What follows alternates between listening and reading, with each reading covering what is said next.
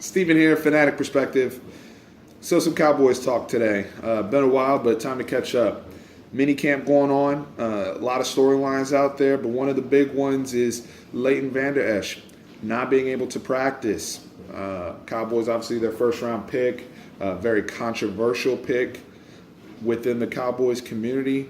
Dare I even say an unpopular pick. But one of the concerns, one of the issues that the doubters had was his injury history, and that tied into some of the lack of football he's played. Even though he did play a full slate of games last season, there were some negative injury things that came out about him post-combine, and some other concerning things from his previous year at Boise State. So this is obviously giving some fuel to those who are against the pick.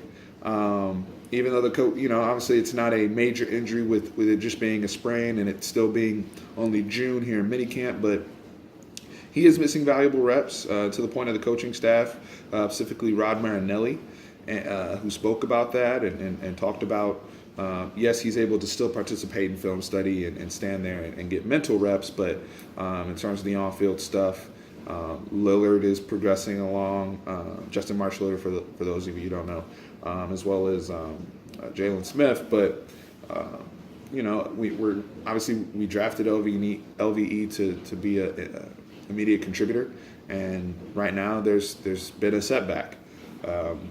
And as a guy who was in favor of the pick, I feel like I'm on this side, where I have to like defend it, which is crazy because we haven't gotten to any preseason games, we haven't played any regular season games, and yet there's already this divide within Cowboys Nation, I would say, about the pick, and all these people talking about all the people they would have picked, whether it's Calvin Ridley or whoever, especially when you look at some of the other position groups on the team. People aren't necessarily happy. And then to hear this news, like I said, it puts fuel to the fire. But my message is this. It's very simple. You have to, wise men wait till there's evidence before passing judgment.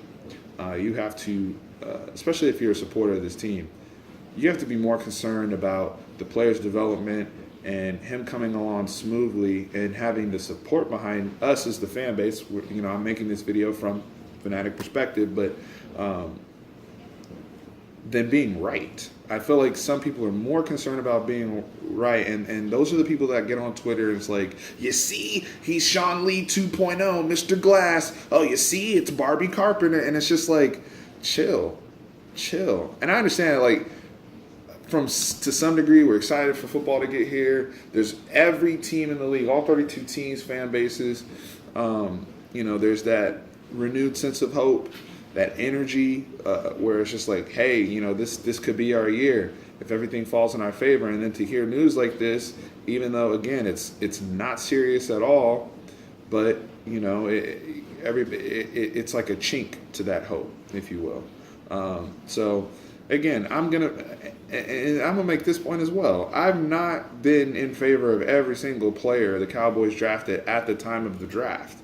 There's been times where there were people on the board where I was like not super ecstatic or even frustrated with the pick that we made. But once those people put on the Cowboys uniform, I am behind them 100% until proven otherwise, or until they're no longer with the team.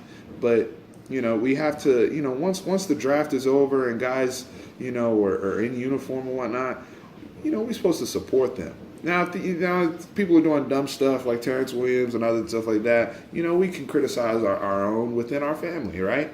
But people that are new to the family and looking to ingratiate themselves within the community, I can give you an example, like Travis Frederick. What year was that? Was that 2014 when we picked him, I think it was? I wasn't excited about that pick. I was pissed that night. I thought it wasn't because I didn't like Travis Frederick. It was because I thought we could have got him, in the second round. I thought we had reached at the time of the draft. I wanted to stay there and pick Eric Reed. We obviously traded out, and I think that either that pick or the next pick turned into Eric Reed. And we ended up picking Travis Frederick.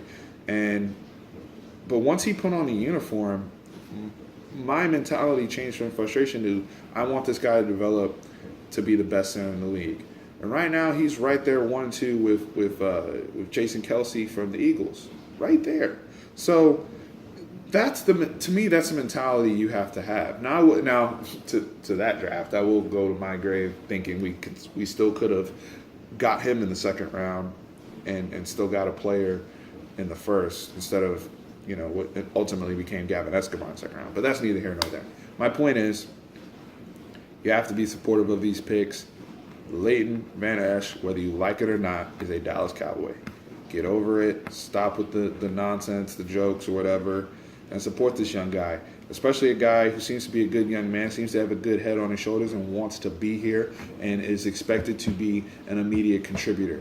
We at least owe him that up front until we see otherwise. So I'll be back with you guys with more content. We're starting to crank up the Cowboy stuff again. It's that time of the year. It's very exciting.